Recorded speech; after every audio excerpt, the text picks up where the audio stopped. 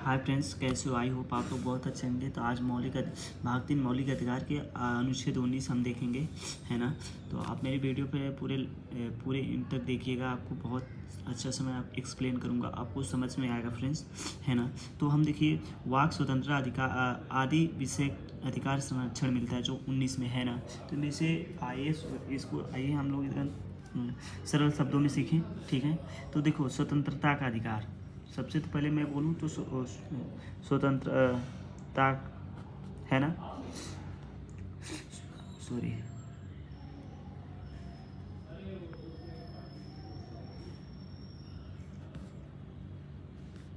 स्वतंत्रता का अधिकार, है ना। स्वतंत्रता का अधिकार, स्वतंत्रता का फ्रीडम का अधिकार, है ना। फ्रीडम का अधिकार है। तो हमें देखिए, इसमें नागरिकों को छूट दी गई है, नागरिकों को, है ना। तो इसमें कुछ विदेशी नागरिकों को छूट नहीं दी गई है, मैं इसके बारे में भी बताऊंगा किन किन विदेशी नागरिकों को छूट नहीं दी गई है। नागरिकों को 6 दी गई है, गई मूल अधिकार, है ना। तो आर्टिकल 19 हमारे लिए इसलिए इम्पोर्टेंट हो जाता है, 19(1), है ना। इसलिए इम्पोर्टेंट क्योंकि एग्जाम में इससे क्वेश्चन बनने का संभावना रहता है ना। तो चलिए पहले हम शुरू करते हैं। वाक माने क्या होता है? बोलना, है ना। वाक और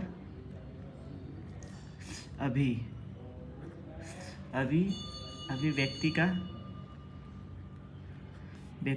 अधिकार, है ना। वाक अभिव्यक्ति का अधिकार, है ना। जो वाक अभिव्यक्ति का अधिकार या स्वतंत्रता का अधिकार, ठीक है। स्वतंत्रता भी लिख सकते हैं, है ना।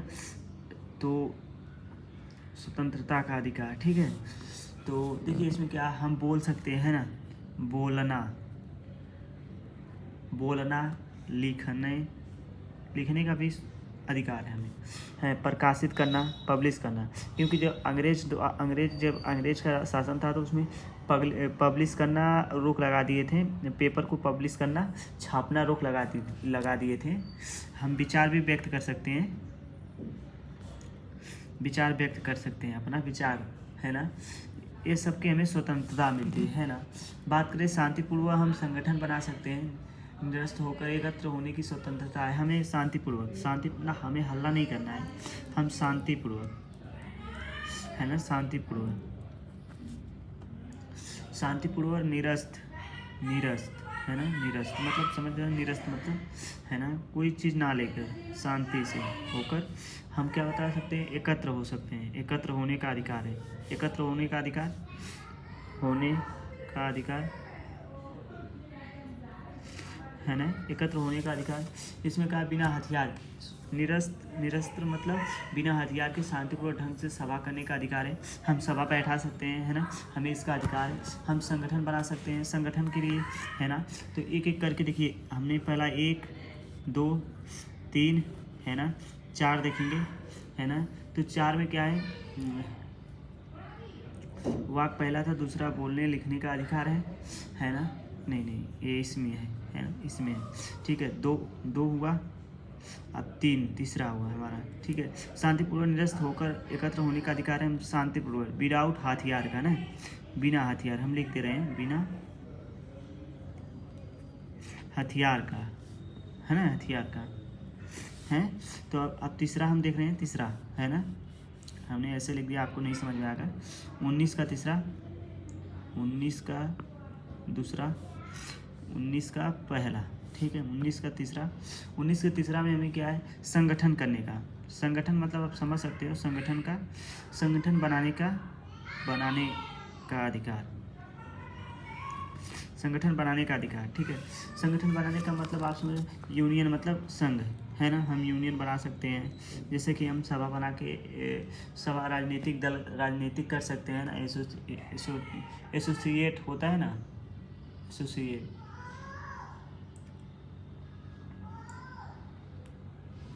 है ना, एसोसिएट बनाने का अधिकार है ना। तो हम एसोसिएट क्या बोलते हैं? यूनियन का अधिकार है ना। यूनियन मतलब संघ का अधिकार है ना। संगठन, है ना, संगठन यूनियन संगठन बनाने का अधिकार है ना।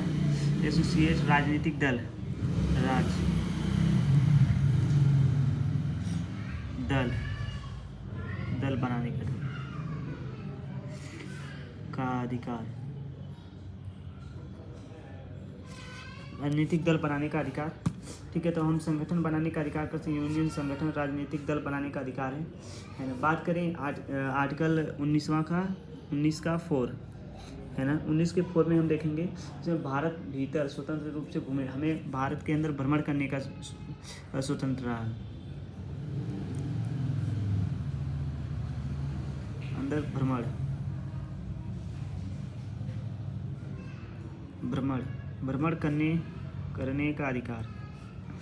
करने का अधिकार है ना। बोले तो भारत में हम स्वतंत्र रूप से किसी भी जगह जाके घूम सकते हैं, हमें कोई मना नहीं है ना। फिर बात करें वहीं 19(5) की बात करें तो इसमें हम भारत में कहीं भी निवास कर सकते हैं, निवास करने का अधिकार है, निवास कर सकते हैं, वहाँ का स्थानीय मतलब निवासी बन सकते हैं ना, कहीं भी भारत में कहीं भी निवास कर सकते हैं, भारत में कहीं भी निवास कर सकते हैं।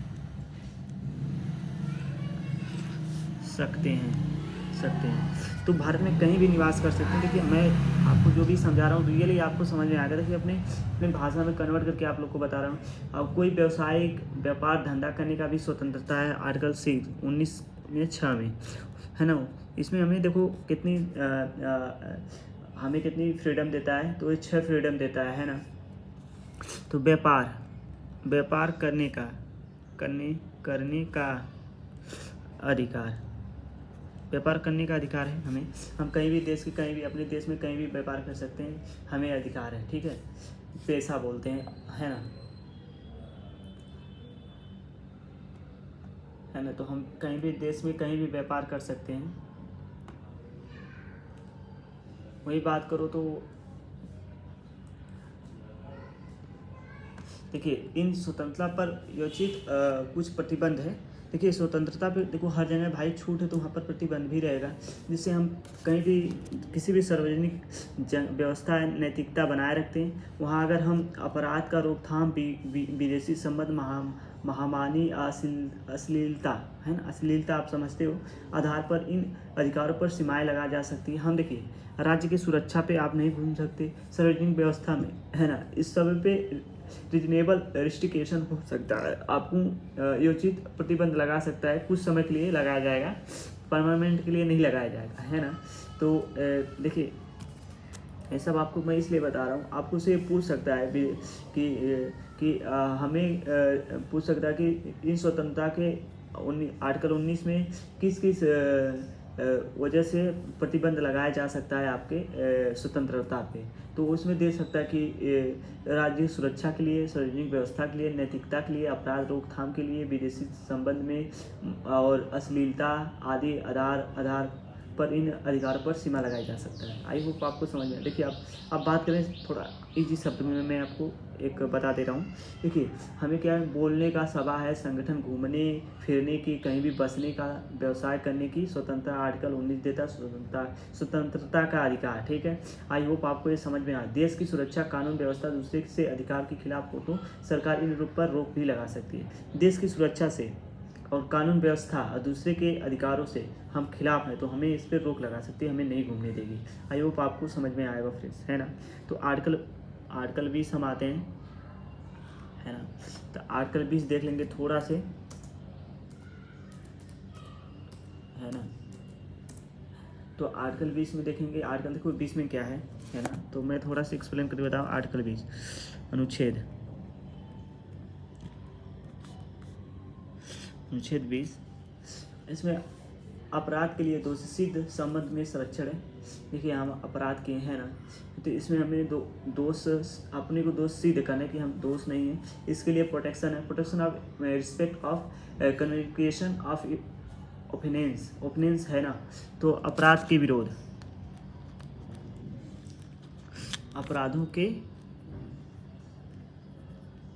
लिए दोष सिद्ध, ये नहीं है कि आप दोष सिद्ध के लिए भी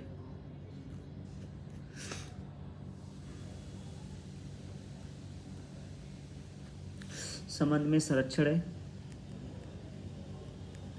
संबंध में संरक्षण है, जैसे कि फौजदारी मामलों में, क्रिमिनल केसेस में विशेष सुरक्षा प्रदान करता है। यह अनुच्छेद नागरिकों को फौजदारी, देखिए ये अनुच्छेद जो है ना, ये फौजदारी मतलब समझते हो ना, फौजदारी मामलों में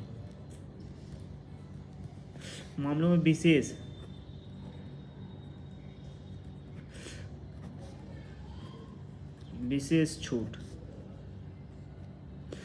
देता है, क्योंकि फौजदारी मामले में ये विशेष छूट देता है। इसमें मुख्य प्रावधान पे इसमें तीन सुरक्षा अधिकार, जैसे कि एक्सपोर्ट इफेक्ट ऑफ लॉ। देखो किसी व्यक्ति अगर अपराध किया है, ठीक है, वो दंडित नहीं किया जाएगा अपराध की तिथि पर अपराध ना है तो, ठीक है। हम ये भी बता सकते हैं, जब व्यक्ति अगर अपराध नहीं किया, उसे अगर बाय द वे फंसाया जा रहा है, तो वो अपने को दोष सिद्ध कर सकता है कि मैं दोष नहीं हूँ। इसके लिए आप कोर्ट में वो जा सकता है, कोर्ट में खुद वो अपना बता सकता है ना, उसको फुल अधिकार है। तो उसको फुल अधिकार है।